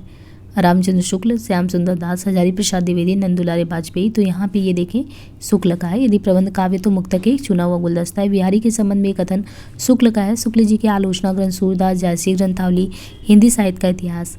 जबकि हजारी प्रसाद द्विवेदी के आलोचनात्मक ग्रंथ में देखें तो सूर साहित्य, हिंदी साहित्य की भूमिका, मध्यकालीन बोध का स्वरूप, सहज साधना, हिंदी साहित्य का आदिकाल कबीर, कालिदास की लालित योजना। श्याम सुंदर दास की प्रमुख आलोचनात्मक रचनाओं में साहित्य लोचन, भाषा विज्ञान, हिंदी भाषा और साहित्य, रूपक रहस्य, भाषा रहस्य है। नंदुलारे वाजपेयी की आलोचनात्मक रचनाओं में प्रसाद, हिंदी साहित्य 20वीं शताब्दी, आधुनिक साहित्य, प्रेमचंद, महाकवि सूरदास, रस सिद्धांत, नई कविता, नया साहित्य और नए प्रश्न। निम्नलिखित में से कौन सी भाषा संविधान की 8वीं अनुसूची में है? तो यह है नेपाली। नेपाली जो है भाषा इस संविधान की 8वीं अनुसूची में है। संविधान की 8वीं अनुसूची में कुल 22 भाषाओं का उल्लेख है अतः 71वां संविधान संशोधन 1992 के द्वारा कोंकणी, मणिपुरी, नेपाली को जोड़ा गया है।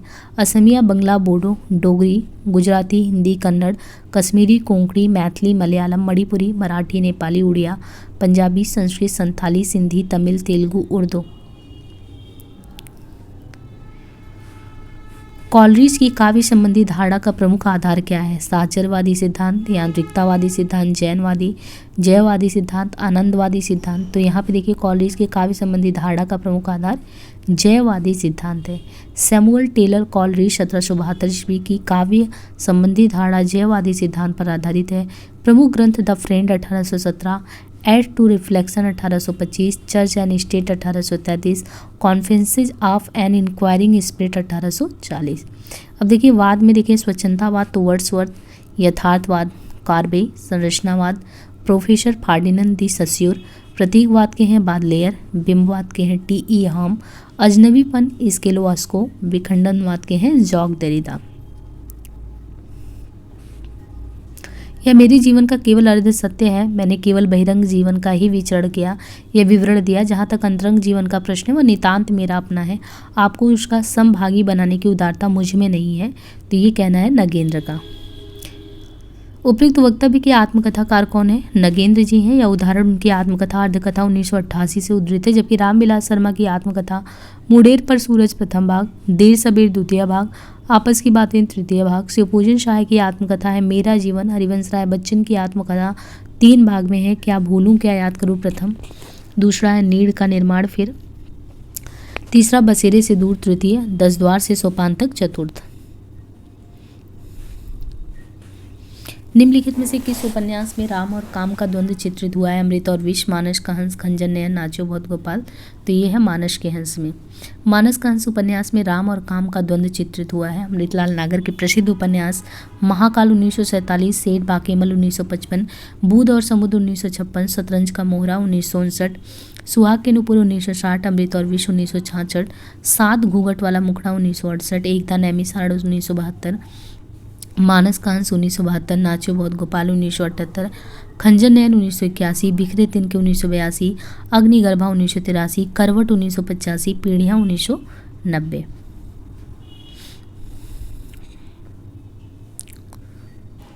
राम की शक्ति पूजा की रचना कब हुई? सन 1934, 36, 35, 37। तो कब हुआ था? ये 1936 में। राम की शक्ति पूजा की रचना सन 1936 में हुई, जिसके रचनाकार निराला जी हैं। सूर्यकांत त्रिपाठी निराला का जन्म 1899 ईस्वी में जन्मस्थान महिषादल मेदिनीपुर में हुआ। निराला कृत सरोज स्मृति को हिंदी का सर्वश्रेष्ठ तथा प्रथम शोकगीत माना जाता है। इनकी प्रमुख काव्य कृतियाँ कौन सी हैं? तो अनामिका 1923 ईस्वी, परिमल 1930 ईस्वी, गीतिका 36, तुलसीदास 1938 ईस्वी, कुकुरमुत्ता 1942, आड़िमा 1943, बेला 1946, नए पत्ते 1946, अर्चना 1950, आराधना 1953, गीत गुंज 1954, सांत की कली 1969। लाला श्रीनिवास दास ने निम्नलिखित में से किन किन विधाओं में लिखा है? नाटक, कविता, उपन्यास, आलोचना। तो यहाँ पे देखिए किस विधा में लिखा है। इन्होंने जो लिखा है ना वो नाटक में, उपन्यास, दोनों ही विधाओं में लिखा है। तो जो लाला श्रीनिवास दास हैं, लाला श्रीनिवास दास ने नाटक एवं उपन्यास विधाओं में लिखने का काम किया। हिंदी उपन्यास का आरंभ लाला श्रीनिवास दास के परीक्षा गुरु 1882 ईस्वी से माना जाता है। शुक्ल जी ने परीक्षा गुरु को हिंदी साहित्य का प्रथम उपन्यास माना है। लाला श्रीनिवास दास जी के प्रमुख नाटक रणधीर प्रेम मोहिनी 1878, तप्ता संवरण 1883, संयोगिता स्वयंवर 1885, श्री प्रहलाद चरित 1888 है। तीसरी कसम कहानी में गाड़ीवान ने कौन सा सामान न लादने की कसम खाई थी? तो इसमें है दुल्हन की डोली। यानी तीसरी कसम कहानी फणीश्वरनाथ रेणु की प्रसिद्ध कहानी मारे गए गुलफाम पर आधारित है। गाड़ीवान ने दुल्हन की डोली को न लादने जैसी कोई कसम नहीं खाई। अन्य सामान में कौन सा? अन्य सामान जैसे कंपनी की औरत, चोर बाजारी का सामान और बांस न लादने की कसम खाई थी। रेणु की मुख्य कहानियों में ठुमरी 1559, आदिम रात की महक 1967, अग्निकोर 1973 ईस्वी, एक श्रावणी दोपहर की धूप 1984, अच्छे आदमी 1986। गैंग्रीन कहानी की मालती बचपन में कैसी लड़की थी? सरल और शांत लड़की थी, उद्यत और चंचल लड़की थी, पुस्तकें पढ़ने की शौकीन लड़की थी, चोरी से क्लास से भागने वाली लड़की थी। तो जो गैंग्रीन कहानी उसकी मालती बचपन में कैसी लड़की की श्रेणी में आती है, हमें ये बताना है। तो यहाँ पे देखिए जो गैंग्रीन कहानी है उसकी मालती बचपन में उद्दंड और चंचल प्रकृति की थी, चोरी से क्लास से भागने वाली लड़की थी। प्रयोगवाद 1943 से 51 इसका प्रारंभ अज्ञेय के द्वारा तत्कालीन पत्र पत्रिकाओं में 7 कवियों का संकलन कर तार सप्तक के नाम से प्रकाशित किया गया। अज्ञेय जी ने तार सप्तक की भूमिका में लिखा कि प्रयोगवादी कवि किसी एक स्कूल के नहीं है, सभी राही हैं। राही ही नहीं, राहों के अन्वेषी भी हैं। अज्ञेय जी की परंपरा या प्रमुख जो कहानियाँ हैं उनमें है गैंग्रीन 1897, विपदगा 1937, परंपरा 1940, कोठरी की बात 1945, शरणार्थी 1948, जयदोल 1951, ये तेरे प्रतिरूप 1961, अमर बलरी 1945। मनु भंडारी अपनी आत्मकथा में आपका बंटी उपन्यास की विभिन्न समीक्षाओं में किस पक्ष को उपेक्षित मानती हैं? खंडित बचपन, बच्चे के पालन पोषण का आर्थिक पक्ष, बाल मनोवैज्ञानिक। तो देखिए इसमें मुख्य जो है रूप देखें कि जो आपका बंटी उपन्यास में विभिन्न समीक्षाओं में किस पक्ष को उपेक्षित मानती है, तो मुख्य स्त्री पात्र की स्त्रीत्व की। मनु भंडारी अपनी आत्मकथा में आपका बंटी उपन्यास की विभिन्न समीक्षाओं मुख्य स्त्री पात्र सतीत्व को अपेक्षित मानती है। मनु भंडारी के प्रमुख उपन्यास 1 इंच मुस्कान 1963 राजेंद्र यादव के साथ लिखा था। इन्होंने आपका बंटी 1971, महाभोज 1979, कलवा स्वामी 2014, हिंदी की प्रथम महिला उपन्यासकार साध्वी सती प्राण अबला को माना जाता है। इन्होंने सन 1890 में सुहासिनी नामक उपन्यास लिखा।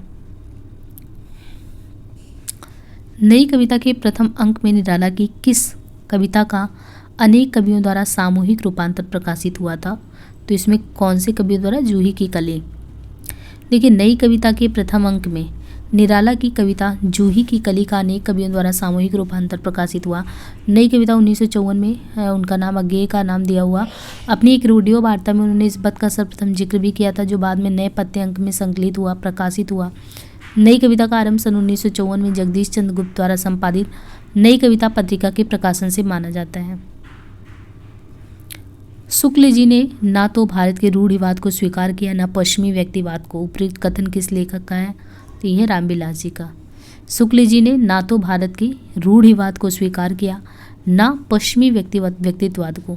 यह कथन रामविलास शर्मा का है। रामविलास शर्मा के प्रमुख ग्रंथ में प्रेमचंद 1941, भारतेंदु हरिश्चंद्र 1942, गोस्वामी तुलसीदास और मध्यकालीन भारत 1944, निराला 1946, साहित्य और संस्कृति 1949, भारत की भाषा समस्या 1949, प्रगति और परंपरा 1953, भाषा साहित्य और संस्कृति 1954, रामचंद्र शुक्ल और हिंदी आलोचना 1956। रचना काल की दृष्टि से निम्नलिखित रचनाओं का सही अनुक्रम क्या है? तो ये है नाट्यशास्त्र, फिर काव्यालंकार, ध्वन्यालोक, साहित्य दर्पण। तो यहाँ पे देखिए रचना और रचनाकार का क्रमशः तो नाट्यशास्त्र भरतमुनि, काव्यालंकार भामा, ध्वन्यालोक आनंदवर्धन, साहित्य दर्पण विश्वनाथ। इस समय तो भारतीय पुरुष जैसे अपने मनोरंजन के लिए रंग बिरंगे पक्षी पाल लेता है, उपयोग के लिए गाय और घोड़ा पाल लेता है, उसी प्रकार वह एक स्त्री को पालता है तथा पालित पशु पक्षियों के समान ही वह उसके शरीर और मन पर अधिकार समझता है। ये कहना किसका है? तो महादेवी वर्मा जी का। उपयुक्त कथन महादेवी वर्मा का है। महादेवी वर्मा जन्म 1907 को आधुनिक युग की मीरा कहा जाता है। हिंदी के विशाल मंदिर की बीड़ा पाड़ी भी। महादेवी वर्मा को बौद्ध दर्शन से प्रभावित रहस्यवादी कवियत्री के रूप में भी माना जाता है। इनका सर्वाधिक प्रिय प्रतीक दीपक और बादल है।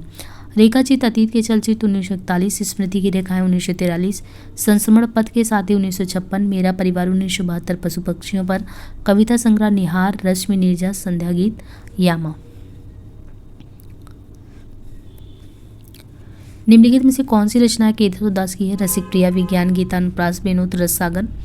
तो इसमें कौन सी है? तो ये है रसिक प्रिया और विज्ञान गीता।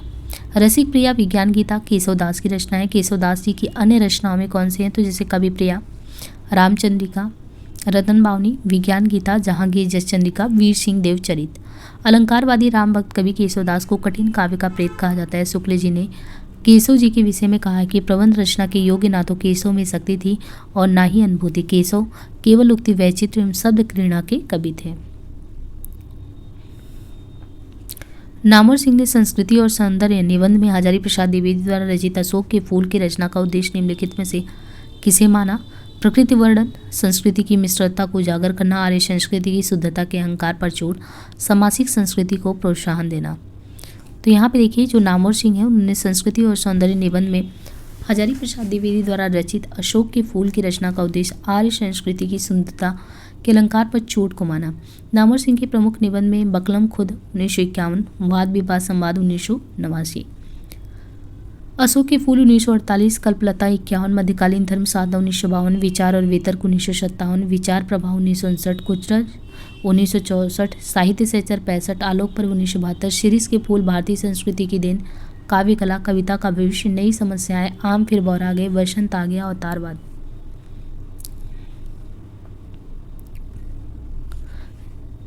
जन्मकाल के अनुसार निम्नलिखित रचनाकारों का सही अनुक्रम क्या है? तो ये केशवदास, बिहारी, मतीराम, घनानंद। तो यहाँ पे देखिए रचनाकाल और जन्म काल दिया है। जैसे केशवदास तो 1555, बिहारी 1595, मतीराम 1604, घनानंद 1673। यशपाल के उपन्यास झूठा सच में दौलत राम आजाद किस राजनीतिक दल का सदस्य था? तो ये थे कम्युनिस्ट पार्टी। यशपाल के उपन्यास झूठा सच में दौलत राम आजाद कम्युनिस्ट पार्टी के सदस्य। प्रगतिवादी या मार्क्सवादी विचारधारा के उपन्यासकारों में प्रथमतः यशपाल का नाम आता है। प्रमुख उपन्यास में दादा कॉमरेड 1941, देशद्रोही 43, दिव्या 1945, पार्टी कॉमरेड 1946, मनुष्य के रूप 1949, अमिता 1956, झूठा सच 1958, 12 घंटे 1962, अप्सरा का श्राप 1965, मेरी तेरी उसकी बात 1974 ईस्वी। रामचंद्र शुक्ल ने रहस्यवाद के मूल अर्थ में किस छायावादी कवि को सर्वाधिक प्रमुख माना है? तो शुक्ल ने रहस्यवाद के मूल अर्थ में किस छायावादी कवि को सर्वाधिक प्रमुख माना है इसमें? तो ये है महादेवी वर्मा। शुक्ल ने रहस्यवाद के मूल अर्थ में महादेवी वर्मा को छायावादी कवि में सर्वाधिक प्रमुख माना है। इन्हें आधुनिक युग की मीरा भी कहा जाता है। हिंदी में छायावाद के प्रथम प्रयोक्ता कौन है? तो ये है मुकुटधर पांडे। छायावाद की 4 स्तंभ है, प्रसाद, पंत, निराला, महादेवी वर्मा। निम्नलिखित काव्य पंक्तियों को उनके रचनाकारों से सुमेलित कीजिए।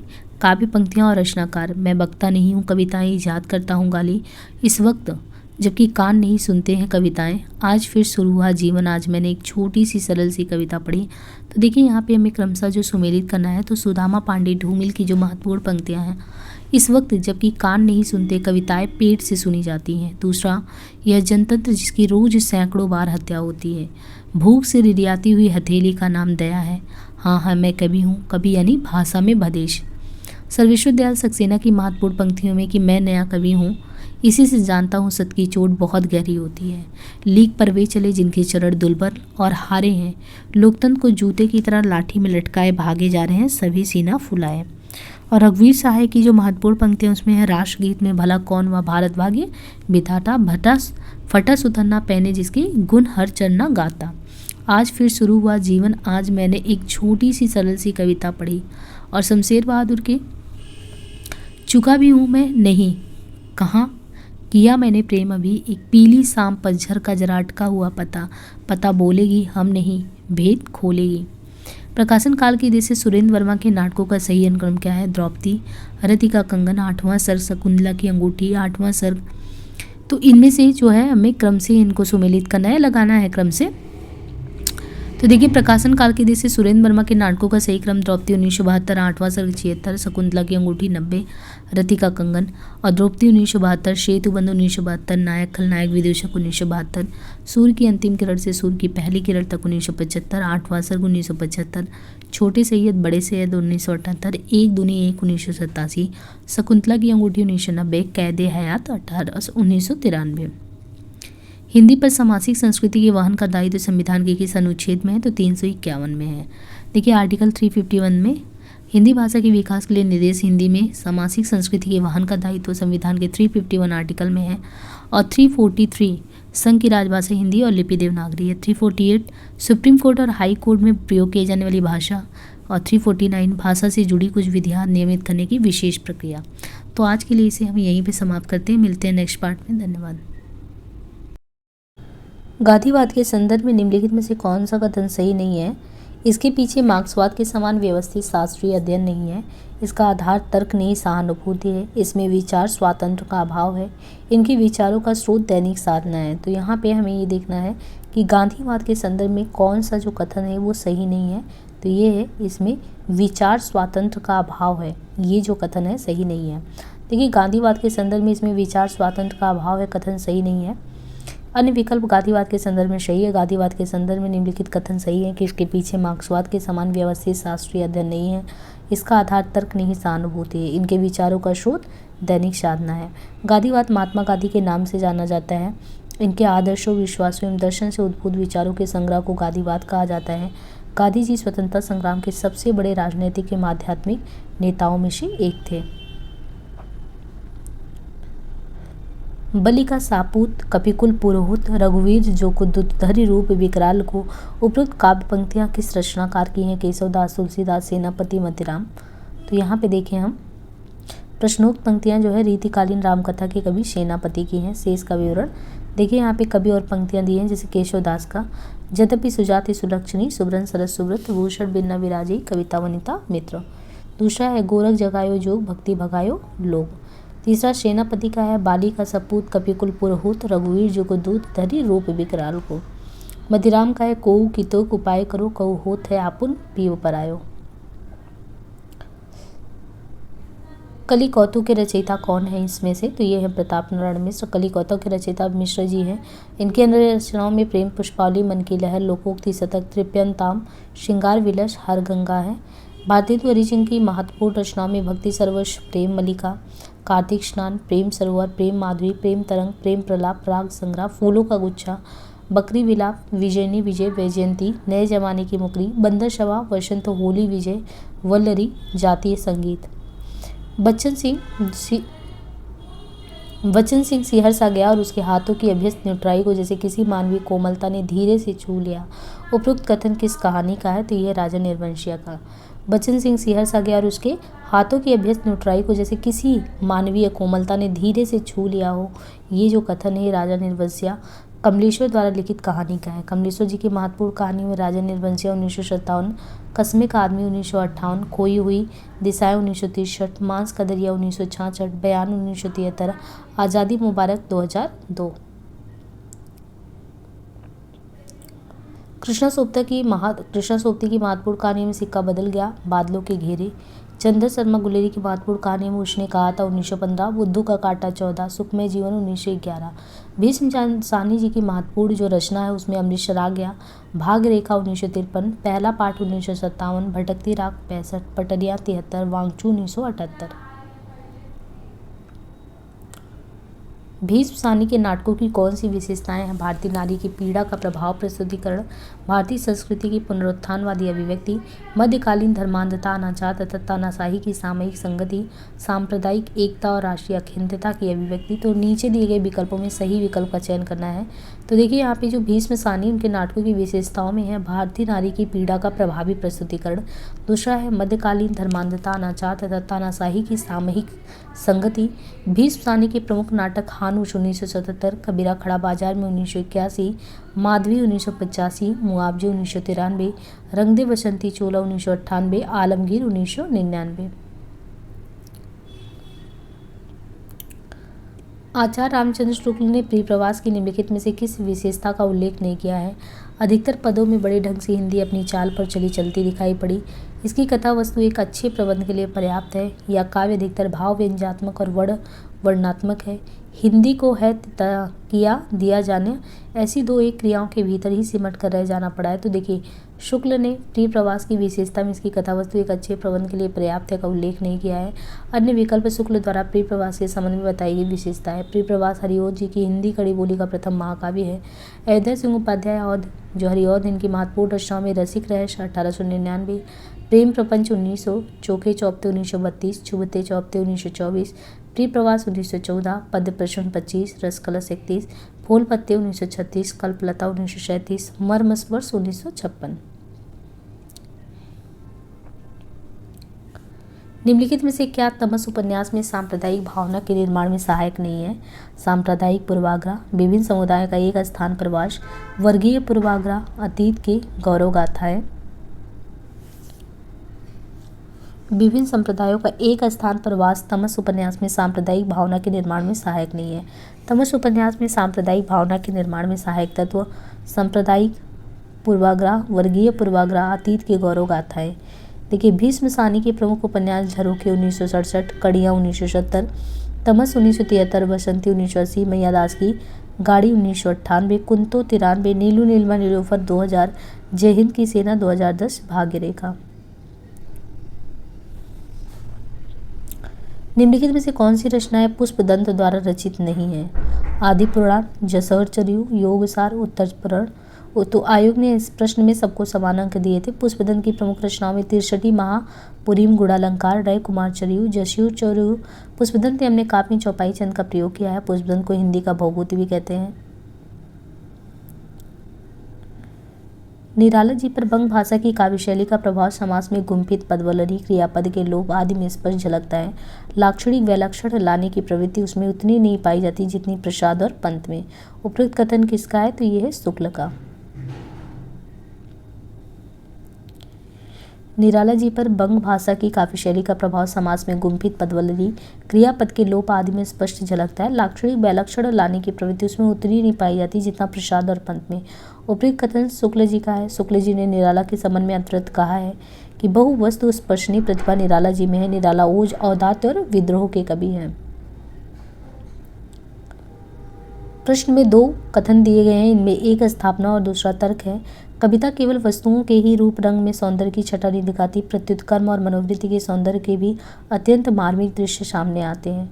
तर्क वह विकसित कमल के सौंदर्य का चित्रण जो करती है, पर सौ नोचते कुत्तों के विभत्स व्यापार की झलक नहीं दिखाती, क्योंकि विभत्स व्यापार का चित्रण शास्त्र अनुमोदित नहीं होता है। यहाँ पे देखिए जो कथन है कि कविता केवल वस्तुओं के ही रूप या रंग रूप में सौंदर्य की छटा नहीं दिखाती, प्रत्युत कर्म और मनोवृत्ति के सौंदर्य के भी अत्यंत मार्मिक दृश्य सामने लाती, क्योंकि कविता का विस्तृत स्वरूप मन में परिलक्षित विचारों के कारण ही होता है। मन में कल्पना का संचार जितना ज़्यादा होगा, कविता का रूप उतना ही हृदय को आकर्षित करने वाला होगा। निर्देश में देखिए प्रश्न में दो कथन दिए गए, इनमें से एक स्थापना दूसरा तर्क है। पहला है कि बिंबवाद में शब्दों की कम खर्ची, भाषा के समास गुण, कम से कम शब्दों के प्रयोग से अधिक अर्थ व्यंजना को महत्व दिया गया है। दूसरा तर्क है कि बिंबवाद के समर्थकों का मानना था कि विषय का सपाट और प्रत्यक्ष निरूपण किया जाना चाहिए। अब इसमें हमें देखना कि सही कथन कौन सा है। तो ये देखिए कि बिंबवाद में शब्दों की कम खर्ची, भाषा के समास गुण, कम से कम शब्दों के प्रयोग से अधिक अर्थ व्यंजन का महत्व दिया गया है।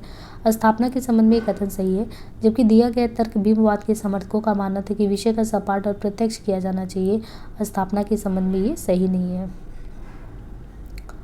निर्देश ए और 2 में देखिए असर्शन में कि कविता का अंतिम लक्ष्य जगत के मार्मिक पक्षों का प्रत्यक्षीकरण करके उनके साथ मनुष्य के हृदय का सामंजस्य स्थापन है। दूसरा केवल मनोरंजन करना कविता का उद्देश्य नहीं है। अब इसमें देखिए ए और आर जो दोनों दिया गया है ना, दोनों ही सही है, क्योंकि कविता का अंतिम लक्ष्य जो होता है ये जगत के मार्मिक पक्षों का प्रत्यक्षीकरण करके उनके साथ मनुष्य हृदय का सामंजस्य स्थापित करना होता है, जबकि दिया गया तर्क केवल मनोरंजन करना कविता का उद्देश्य नहीं है, बल्कि कविता का उद्देश्य क्या है, सही, कविता का उद्देश्य जो सही है वो मार्मिक उपदेश देना होना है। प्रश्न में 2 कथन दिए गए हैं। पहला असर्शन, 19वीं शताब्दी का नवजागरण भक्तिकालीन लोक जागरण से भिन्न इस बात में है कि वह उपनिवेशवादी दौर का उपज है। दूसरा तर्क, उनकी ऐतिहासिक अंतर्वस्तु एक समान है। तो इसमें हमें देखना है कि इसमें कथन ए सही है, जबकि जो आर है वो गलत है। 19वीं शताब्दी का नवजागरण भक्तिकालीन लोक जागरण से भिन्न इस बात में है कि वह उपनिवेशवादी दौर की उपज है। स्थापना के संबंध में दिया गया कथन सही है, जबकि दिया गया तर्क उनकी ऐतिहासिक अंतर्वस्तु एक समान है, ये सही नहीं है। देखिए निर्देश की प्रश्न में 2 कथन दिए गए हैं। पहला स्थापना, दूसरा तर्क। अब स्थापना में देखिए कला का आस्वाद युग निरपेक्ष नहीं होता। दूसरा शाश्वतता का गुण कालजयी कलाकृतियों में सहज अंतर्भूत नहीं होता। ए और आर में सही कौन सा है, गलत कौन सा है, इनको क्रमशः देखना है। तो देखिए उपयुक्त में कथन और कारण दोनों गलत है। इसका रूप कला का आस्वाद युग निरपेक्ष होता है, क्योंकि कला में युग का प्रभाव स्पष्ट रूप से पड़ता है। साथ ही साथ शाश्वतता का गुण कालजयी कलाकृतियों में सहज अंतर्भूत होता है। प्रश्न में 2 कथन दिए गए, इनमें से एक स्थापना, दूसरा जो है विकल्प के तौर पे यानी तर्क के तौर पे। यूरोपीय साहित्य मीमांसा में कल्पना को बहुत प्रधानता दी गई है। तर्क, कल्पना काव्य का अनिवार्य साध्य है। अब यहाँ पे हमको विकल्प दिया है, तो यहाँ देखिए क्रमशः उपयुक्त कथन ए सही है, जबकि आर गलत है। यूरोपीय साहित्य मीमांसा में कल्पना को बहुत प्रधानता दी गई है। स्थापना के संबंध में कथन सही, जबकि दिया गया तर्क कल्पना काव्य का अनिवार्य साध्य है, सही नहीं है, बल्कि कल्पना काव्य का अनिवार्य साधन होती है। भारतीय काव्य मनीषियों ने काव्य की वस्तु के साथ ही उसके अर्थ की सीमा का अन्वेषण भी किया है। काव्य की अर्थव्याप्ति समूचे मानव लोक में होती है।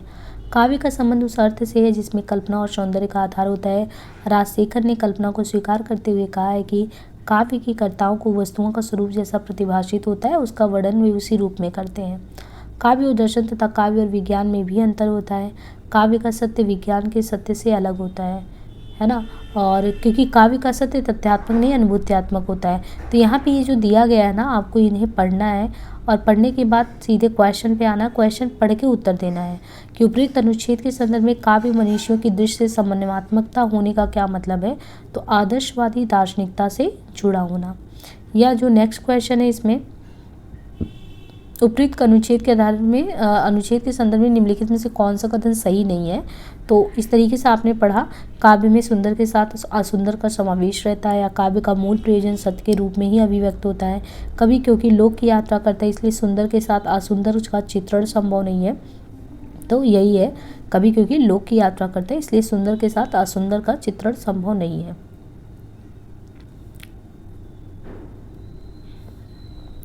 उपयुक्त अनुच्छेद के आधार अनुसार काव्य मनीषियों की प्रगतिशील दृष्टि का आधार क्या है इनमें से। तो ये है समन्वयात्मक दृष्टि को अपनाना। उपयुक्त अनुच्छेद के अनुसार काव्य मनीषियों की प्रगतिशील दृष्टि का आधार एकांकी न होकर समन्वयात्मकता दृष्टि को अपनाना है। उपयुक्त अनुच्छेद के संदर्भ में निम्नलिखित में से कौन सा कथन सही है। तो ये काव्य का सत्य अनुभूति परक होता है। उपयुक्त का अनुच्छेद के संदर्भ में निम्नलिखित में से कौन सा कथन सही नहीं है। तो ये काव्य के कर्ता वस्तुओं का वर्णन उसी रूप में नहीं करते जैसा उन्हें प्रतिभाषित होता है। तो इस तरीके से जो है हमने यहाँ पे इसको अध्ययन किया। बाकी हम मिलते हैं नेक्स्ट सेशन में। आज के लिए इतना ही, धन्यवाद।